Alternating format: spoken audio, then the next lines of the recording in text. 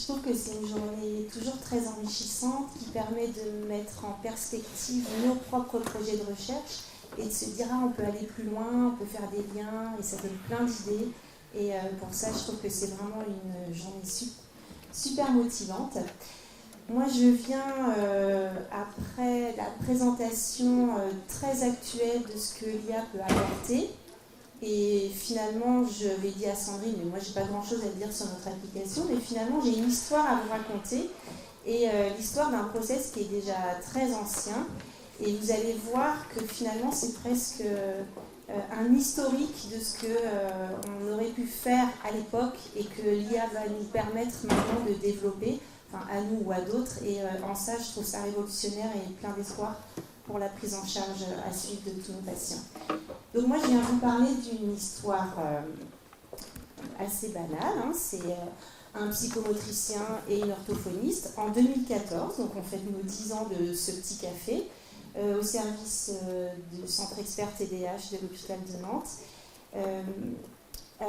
On se rend compte en fait que la seule plainte des parents quand ils voient les paramédicaux, c'est non mais on s'en sort pas pour les devoirs. Et là, il y a une procrastination énorme, il y a des conflits, on n'arrive pas à les... Merci. On n'arrive pas à les motiver, etc. Et donc, avec mon collègue Maxime Driot, psychomotricien, on se dit non, mais il faut qu'on développe une application avec de l'IA, comme ça on pourra compenser la place des parents. Et puis le soir, quand les enfants arrivent, l'application va les mettre au devoir et puis va les aider à planifier, à faire tout un process exécutif. Est-ce que tu as tes affaires? Non, tu n'as pas tes affaires, tu vas chercher un copain, tu appelles un ami, etc. On était à bloc. Donc, je vais vous raconter cette histoire. Voilà, donc beaucoup de conflits. Et puis, en 2015, on dépose notre premier projet de recherche auprès du CHU de Nantes, donc à peu près quelques mois après avoir pris ce petit café en 2014. Et le retour du CHU de Nantes, c'est projet trop ambitieux. Ah. Donc là, c'est le début des échecs. Donc on se dit comment on va faire, il faut qu'on trouve une solution, etc. Et puis à l'époque, on avait un chef de service, le professeur Rigono, qui me dit non, on ne peut pas lâcher l'affaire, on continue. Je vais poser un projet national, un PHRC pour le coup, et vous allez voir, ça va passer. Alors ça, c'est... Voilà. Donc on fait une recherche pendant ce temps-là, hein, temps que le PHRC soit rédigé, qu'il soit déposé, etc. Et en faisant une recherche, on voit qu'il existait déjà aux États-Unis un groupe spécifique pour accompagner les enfants autour des devoirs, mais par contre, il n'y avait pas d'application autour. C'était juste un entraînement, un peu comme on peut avoir les entraînements pour les parents au niveau de la psychoéducation parentale. Là, c'était la même chose, mais pour les devoirs. Donc, ça nous conforte dans l'idée qu'on tient un fil, il ne faut pas qu'on le lâche. Donc, on dépose notre premier appel à projet le 13 mars 2015. Et puis, alors là, une longue ère d'après-midi à fabriquer des mind maps avec « mais si l'enfant répond ça, qu'est-ce que l'application doit faire en retour », etc. Donc, ce n'est pas lisible, et ça tombe bien parce que c'était très complexe aussi pour nous. Alors on allait dans des petits fils obscurs. Donc je vous ai mis par exemple une arborescence finale. 7 semaines sur le temps des devoirs. Est-ce qu'il y a eu des retentissements positifs sur la vie quotidienne? Oui, non, etc. Parce qu'on était aussi dans l'idée qu'on voulait travailler la métacognition de l'enfant et prendre conscience de ses compétences, de ses améliorations, et que ce serait motivant d'avoir un questionnaire retour hebdomadaire pour se rendre compte, aujourd'hui, j'ai pas fait mes devoirs, mais hier j'en ai fait 5 minutes, et demain peut-être que j'aurai envie d'en faire 7 ou 8. Et donc on s'est dit, on va faire un monde imaginaire, et il pourra voir l'évolution comme ça de son attrait pour les devoirs. C'est là qu'est né Panda. Voilà, donc la première version de Panda, fait à la souris sur l'application Google Dessin. Donc voilà, Maxime a fait son premier Panda. Et puis là, je vous ai mis en vrac toutes les idées qu'on avait avec l'état des lieux des parents en demande, avec le désir de proposer une aide adaptée. C'était à la fois un soutien à l'attention parce qu'on avait projeté d'avoir un petit panda animé qui puisse soutenir l'attention de l'enfant avec TDAH, qu'il ne soit pas obligé d'aller se stimuler lui-même en roulant partout ou en allant embêter ses frères et sœurs, que c'était un accompagnement quotidien. Ça respectait le rythme de l'enfant parce que c'est lui qui décidait le temps qu'il allait mettre, qu'il allait consacrer à ses devoirs, avec un petit timer que lui programmait. C'est-à-dire que s'il décidait que c'était 8 minutes, c'était 8 minutes, et à la fin des 8 minutes, il avait la possibilité de relancer un timer s'il le souhaitait ou pas. Il y avait aussi un projet de renforçateur, c'est-à-dire qu'avant de commencer ses devoirs, il choisissait d'emblée une activité agréable ou quelque chose à manger, ou enfin bref, un renforçateur, je vous apprendrai le terme. Donc il y avait déjà dans le circuit de récompense l'idée qu'après les devoirs, il allait avoir quelque chose d'agréable à faire, donc c'était une petite stimulation, que c'était personnalisable, on voulait un personnage qui puisse se colorer, s'habiller, etc. Bon, je rappelle, c'était il y a 10 ans, il faut remettre dans le contexte. Voilà, avec l'imitation des stimuli perturbants, le choix de la bonne place pour faire ses devoirs, avec l'idée préconçue que les parents veulent que leur enfant soit à table dans le silence. On sait que pour un enfant avec TDAH, c'est pas forcément le meilleur endroit. Ça peut être allongé sous son lit avec de la musique et c'est pas grave, l'important c'est qu'il s'y mette. Et un questionnaire parent aussi pour renforcer les compétences parentales, pour se rendre compte que lâcher prise sur les devoirs, oui, ça peut être anxiogène, mais finalement ça peut être aussi valorisant pour eux parce que leur enfant s'autonomise et se met à faire quelque chose qu'eux n'avaient pas réussi à mettre en place. Et puis, comme on était très très enthousiaste, on s'est dit que c'était un projet d'envergure nationale, avec un aspect novateur et pionnier, une évaluation de l'impact, puisqu'on avait prévu aussi une étude multicentrique, la formation des autres services, et tout s'approprier des nouvelles technologies pour améliorer le soin. Donc je vois qu'on y est maintenant, c'est super. Donc voilà le type de visuel qu'on avait sur notre application il y a 10 ans. Donc il y avait un menu, il y avait le petit personnage. Alors le panda, en fait, plus on faisait ses devoirs, plus on développait une bambouseraie. Et dans cette bambouseraie, il y avait des petits pandas qui naissaient. Puis là, on s'est dit, ouais, mais s'il ne fait pas ses devoirs, que deviennent les petits pandas? Ils vont mourir, on ne peut pas faire ça. Donc on a enlevé les petits pandas. On s'est dit, déjà les bambous, c'est bien. Donc on faisait des sections de bambou qui montaient. Et voilà, et donc ça commençait, est-ce que tu as pris ton sac? Si tu n'as pas ton sac, comment tu peux faire?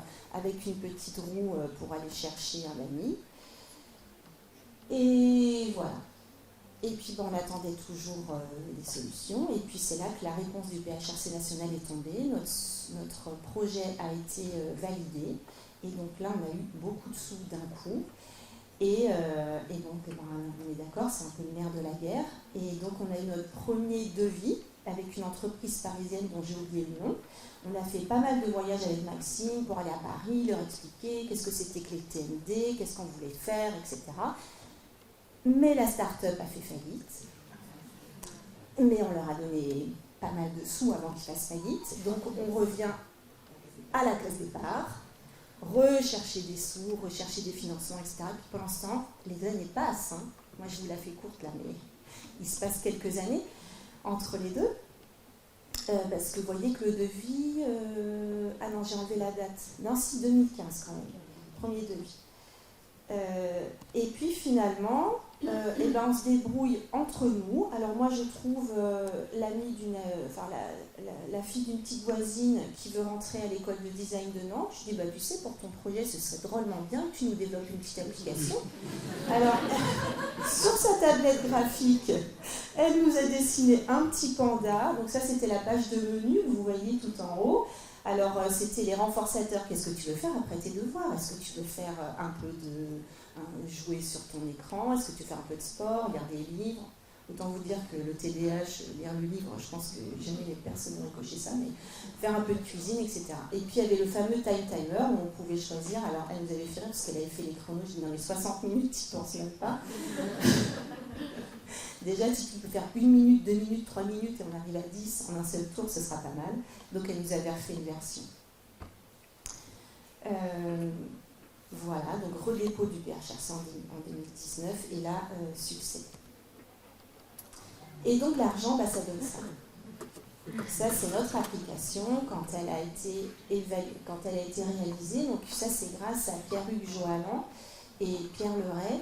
Ce sont deux chercheurs qui font partie de l'équipe sciences numériques de la fac de Nantes. Ils ont créé dans cette entité une entité privée et ils nous ont trouvé la graphiste qui correspondait à nos choix. Et donc on a enfin eu notre petit panda comme on voulait, avec un bel imaginaire et la possibilité de mettre un profil très individualisé, le type de semaine, parce qu'on s'était dit, les enfants ne sont pas tous les jours au même lieu, parfois ils sont chez papa, chez la maman, chez la grand-mère, donc il faut qu'ils puissent organiser son planning selon son lieu de vie, son lieu de travail. Quand il est à un endroit, peut-être qu'il travaille dans le salon, parfois c'est peut-être dans la cuisine, parfois c'est peut-être dans la chambre ou dans la chambre d'un copain ou d'une copine. Il avait la possibilité d'importer et d'exporter son profil sur différents supports, tablette, ordinateur, téléphone.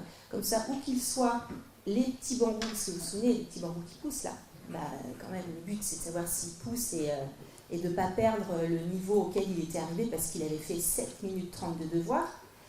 Et puis il y avait plein de questionnaires parce que, comme on en avait fait une étude, il fallait aussi qu'on mesure la qualité de vie parentale, la qualité de vie de l'enfant, l'estime de soi. Donc on avait associé des échelles validées pour mesurer tout ça. Donc voilà, ça ce sont des exemples des captures d'écran.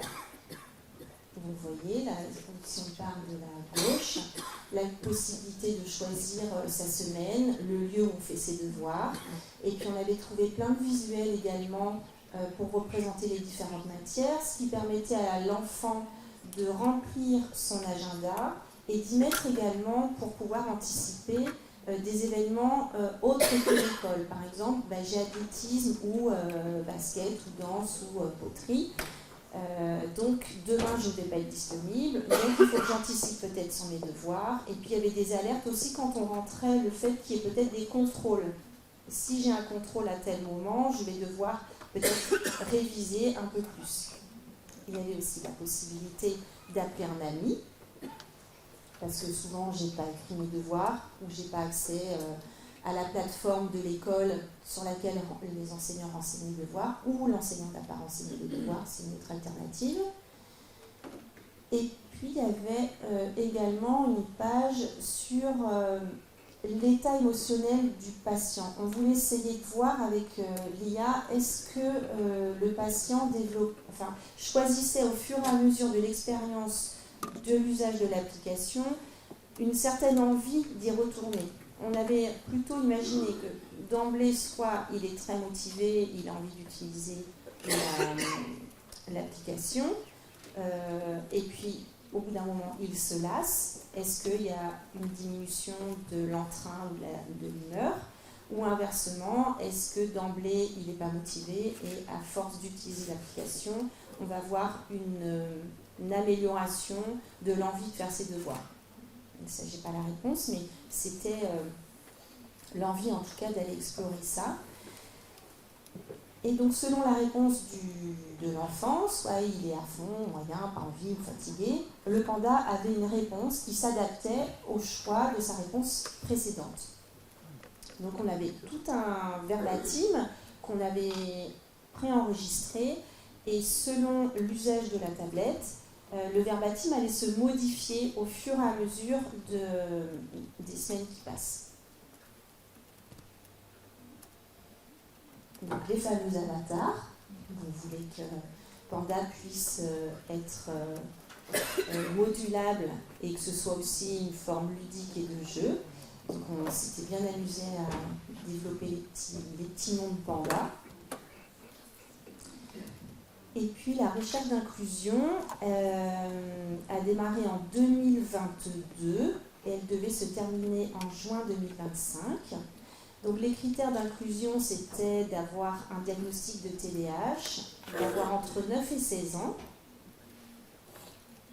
et voilà. Et puis de ne pas avoir de traitement modifié dans les 3 mois avant l'usage de l'application. Il y avait un groupe contrôle qui, lui, venait juste pour un entretien d'encouragement, et puis l'autre groupe avait l'usage de l'application. Donc, ce qui est prévu pour Panda, c'est que toute la mise en place de l'application, avec le renseignement des agendas, le renseignement des plannings, etc., se faisait avec un soignant dans le service. Et ensuite, il y avait un rendez-vous contrôle 15 jours après, par téléphone, pour voir si l'enfant utilisait l'outil, quels étaient les freins, et ensuite un mois, etc. Un mois après, 3 mois après, et voir le maintien de l'utilisation de la tablette, mais surtout de l'intérêt à se remettre à faire ses devoirs. Voilà, là il y a la liste des échelles qui étaient renseignées dans l'application afin de mesurer l'amélioration de la qualité de vie et l'humeur aussi, l'échelle d'anxiété de l'enfant pendant cette période de devoir. Voilà. Donc le protocole n'a pas été mis en place, donc pour diverses raisons. Mais en tout cas, c'est assez...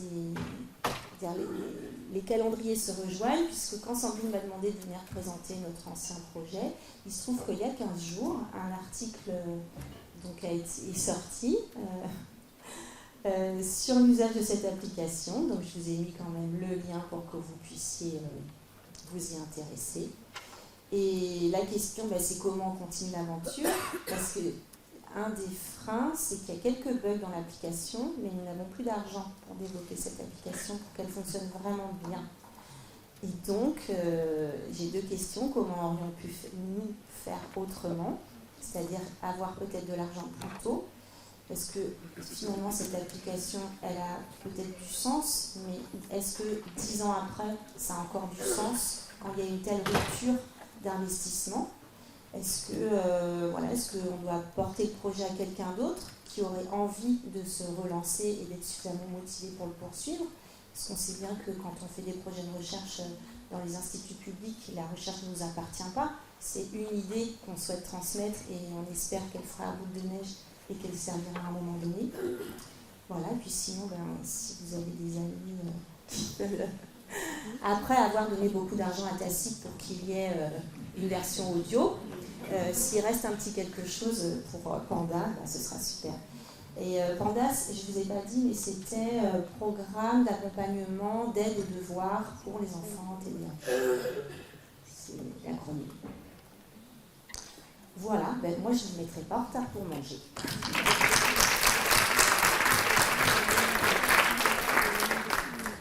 Merci.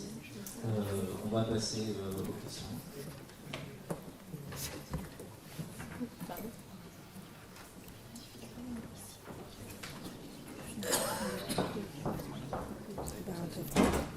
Alors on me propose une petite cagnotte litchi. Je vous mets ou autre parce qu'on n'a pas de rêve. Ou autre. Mais donc en sortant, allez-y.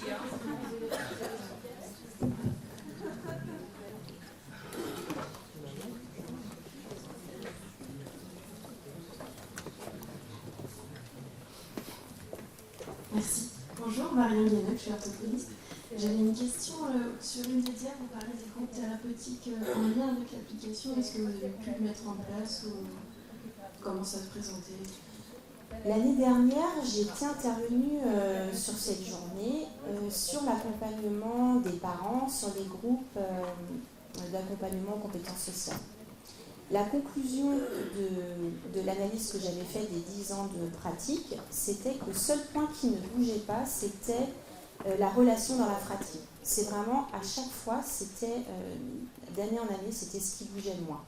Et donc j'avais conclu en disant que je ne vois pas tellement d'autres interventions possibles que de faire des groupes fratries pour vraiment travailler ça au niveau de l'éducation thérapeutique, d'expliquer aux patients et aux frères et sœurs de quoi souffrait le frère et sœur et quels étaient les comportements adaptés pour éviter les conflits. Et dans ce groupe ETP, il y aura eu une journée de devoir, sauf que on est peu nombreux. Moi, ce n'est pas les idées qui manquent, c'est plus les moyens humains. Et donc, on n'a pas mis en place cette ETP. Mais c'est une excellente idée, et forcément... je pense que comme pour le TSA d'ailleurs, Les groupes fratries ont tout leur sens et le groupe devoir également. Après, on accède à la métacognition. C'est vrai que dans le service, on anime aussi avec ma collègue psychomotricienne Charlotte Beauperrin le groupe PIFAM, donc c'est l'harmonisation cognitive, où là, on travaille de façon contournée un petit peu, puisqu'on travaille sur l'attention, la planification, la mise en place exécutive, etc., en espérant qu'il y ait une généralisation également sur les devoirs. Mais c'est vrai que ce n'est pas le contenu même de ce programme d'intervention. Oui, merci beaucoup Laurence d'avoir aussi partagé les difficultés, parce que c'est pas toujours simple, on a beaucoup d'idées, et puis la question du transfert ensuite dans l'opérationnalisation, c'est pas si simple que ça. Moi, ce que je voulais proposer quand même, c'est que s'il n'y a pas depuis 40 000 applications qui sont sorties pour ce type de choses, hein, si c'est toujours... Il y en a une qui est sortie en Espagne, entre 6-7 ans après. D'accord, mais est-ce qu'elle est utilisée, diffusée? Ce que je veux dire, c'est que si finalement la matière première, la valeur de ce que vous avez fait est toujours là en termes d'idées, d'applicabilité, parce qu'on sait bien à quel point il y a une valeur très très forte à notre expérience clinique, qui fait que justement par rapport à des designs d'applis faits par des boîtes, ça n'a rien à voir avec celles qui viennent de chez nous, hein, de la pratique du terrain, bien sûr. Mais par contre, nous, on a un vrai souci en termes de transfert. C'est-à-dire qu'après, on n'est pas bon sur le développement, ça. Mais en tout cas, s'il y a toujours cette valeur-là, typiquement là, dans le cadre d'Exact, on est très attendu pour tout ce qui est PHRC interrégionaux sur le territoire Hugo, hein, puisque comme on a Exact et la FHU, le GIRCI est très très soutenant aussi en fait justement sur des PHRC interrégionaux dans les thématiques validées par Hugo avec les FHU. Et donc il y a une possibilité vraiment d'y retourner ensemble sur le Grand Ouest, d'avoir avec Fanny, bien sûr, ça, si ça vous tente, ça peut arriver que ça prenne des fois un peu plus de temps et qu'on retourne à des présentations, des projets comme ça, plus multicentriques. Et en tout cas, à discuter ensemble. Mais c'est pour ça que j'adore cette journée. Puis j'irai à Brest, au pied de la tour Tanguy, pour discuter avec le laboratoire LITAM, c'est ça? La team. Et pour avoir une petite inversion orthophonique, pour trouver l'idée de programmer en plus de l'IA, mais avec plaisir. Hein. Je pense que ça motiverait le service. Merci en tout cas. J'ai une question. Excusez-moi. Bonjour. Est-ce qu'à un moment donné, vous avez réfléchi à un modèle économique finalement, où vous avez discuté avec un partenaire qui pourrait être privé, qui pourrait avoir un bénéfice finalement à long terme de développer une application comme celle-ci, qui pourrait finalement aussi peut-être être élargie à un public autre que des enfants TDAH, et voilà, s'il y a eu des réflexions comme ça au cours de votre projet? Non, on n'a pas du tout cette réflexion. Alors moi j'ai plein de qualités, je pense. Et j'ai beaucoup d'idées, mais j'ai un gros défaut, c'est que vraiment la finance, c'est compliqué. Et, et les sources de... Je regarde ma collègue parce qu'on vient de recevoir un mécénat qui pose vraiment question dans le service. Et donc, et en plus, moi, il faut que l'argent soit propre. Donc voilà, c'est mort.